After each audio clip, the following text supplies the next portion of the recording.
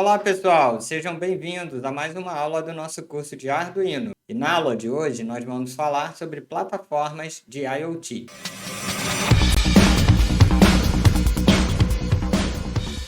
Fala pessoal, então dando continuidade ao nosso curso, hoje nós vamos falar sobre plataformas de IoT. Mas bora lá, o que vem a ser essas tal plataformas de IoT? Então nas aulas anteriores nós falamos um pouco sobre o hardware, quais são as placas que você precisa. Depois a gente falou sobre topologias, que seria quais são os tipos de estratégias que a gente pode usar, os tipos de abordagem. Então, se você vai ter o seu device funcionando como uma estação, ou se seu device vai ser um ponto de acesso, quais são as formas de conexão e o que você vai precisar. Nessa aula, a gente vai falar um pouquinho mais sobre quais os softwares você pode usar ou quais outros você vai desenvolver.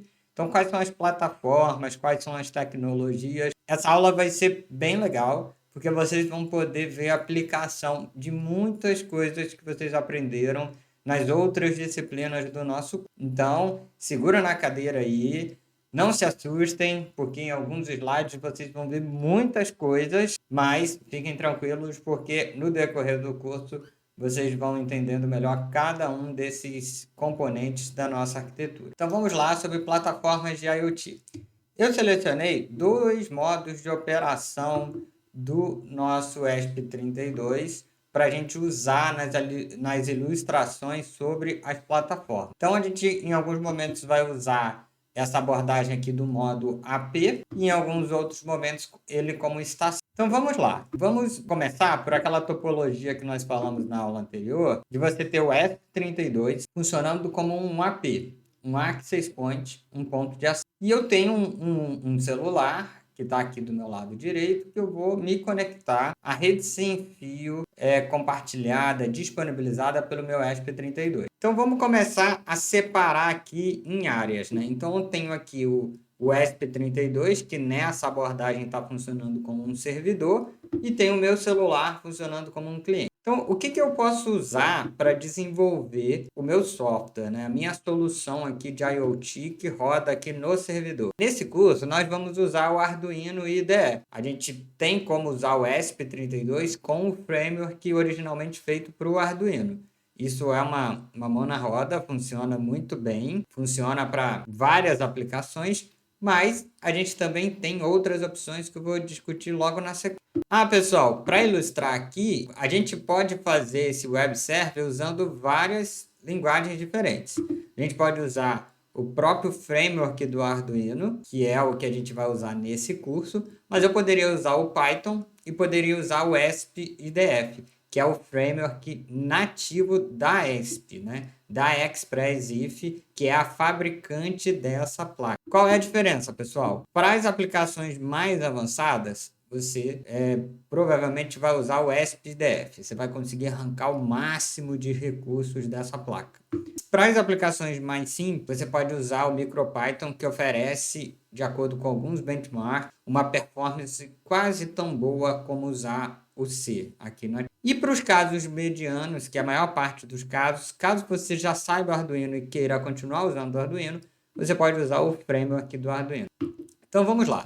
Então criei um servidor web. Uma vez que esse servidor web foi criado, eu vou fazer a programação aqui de quais são as páginas que ele vão ser hospedadas aqui e quais as funções dela. E o que eu vou fazer? Eu vou pegar esse celular que está associado com o meu ESP32 e vou digitar o IP dele lá no browser e vai carregar aqui uma página HTML.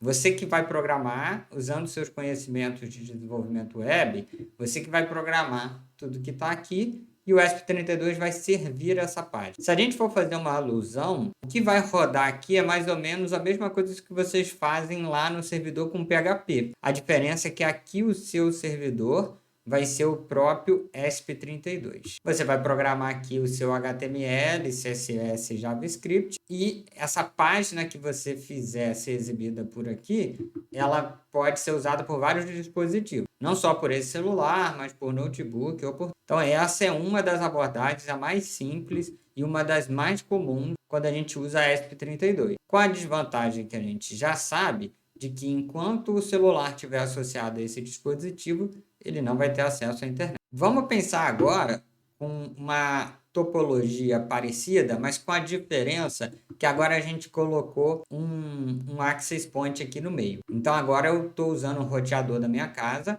e o meu celular está conectado no roteador e o ESP32 está conectado no roteador também. Aqui a diferença é pouca, você consegue migrar da abordagem anterior para essa, mudando pouquíssimas linhas de código, com a principal diferença de que o seu celular vai ter acesso à internet e o ESP32 também vai ter. Mas nessa abordagem aqui, a gente está usando o web server dentro do ESP32 da mesma forma. E dessa forma, por que eu estou chamando de local? Porque somente quem está dentro dessa mesma rede vai conseguir fazer acesso ao dispositivo. Só que, para a gente pegar aquela ideia de você poder controlar esse dispositivo de qualquer lugar que você esteja, a gente vai ter que mudar um pouco e usar, então, outras plataformas. Então, vamos já sofisticar um pouco mais a nossa arquitetura e usar plataformas específicas. Então, vamos inserir aqui, ao invés do local, vamos colocar aqui o cloud. Então, eu tenho aqui o meu ESP32 conectado a esse ponto de acesso. Está aqui na minha... Então, digamos que eu quero acender e apagar a lâmpada do meu quarto, estando eu em qualquer lugar do mundo. Então, está aqui o dispositivo. Eu tenho aqui também o cliente, que no caso agora é o meu celular, mas ele está no 5G, 4G ou 5G, e ele pode estar em qualquer lugar, inclusive aqui na praia. Só que agora a gente vai inserir um novo elemento aqui nessa arquitetura, que seria a nuvem. Então, você foi lá na nuvem, escolheu um dos fornecedores de nuvem e alugou lá, comprou o serviço de fornecimento de um servidor. Então, está aqui um IP, que é um IP qualquer aqui, fictício, que você alugou lá e está usando esse servidor. Então, vamos ver o que a gente vai precisar programar, né? Então, a gente já viu que a gente teve que programar aqui nosso serviço usando uma dessas tecnologias para o dispositivo, que a gente vai fazer com o Arduino IDE. Uma vez que eu conectei esse meu servidor aqui na internet, ele vai estar acessível para o dispositivo ver ele. Então, a gente já agora consegue se conectar a esse servidor. Só que aí agora, deixa eu fazer uma proposição para você. Imagina se a gente programasse um servidor web aqui dentro. Então, esse servidor web está dentro da rede que está na nossa casa. Vocês acham que a partir desse celular aqui eu conseguiria acessar o servidor web que está aqui dentro? Não conseguiria. Então, qual é a solução? Eu preciso fazer um método de comunicação que, ao invés do meu celular chegar aqui no ESP32, que ele não consegue chegar, a gente vai ter que ver um ponto comum aonde os dois conseguem. E esse ponto em comum é a nuvem. É um servidor qualquer que esteja na internet. Qual é o protocolo, qual é o serviço que a gente vai fazer para que o ESP32 fique mandando informações para essa nuvem? Existem várias opções. Uma das mais comuns é o MQTT, que é um protocolo de mensageria, onde esses nós aqui podem mandar informações. E no caso aqui eu coloquei o meu dispositivo como um publicador de informações. Então ele manda informações e o servidor aqui que está na nuvem, ele é um subscriber, ou seja, ele é um assinante, um leitor dessas informações. Isso pode ser nos dois sentidos. Aqui a gente pode ter um subscriber e um publisher, e aqui um subscriber e um publisher. Dessa forma a gente consegue tanto os dois ouvir quanto os dois mandarem mensagem. Essa aqui é só uma das formas de fazer, existem outras. Aí eu posso pegar os dados, digamos que eu esteja transmitindo dados aqui em relação à temperatura, alguma coisa, e eu quero armazenar.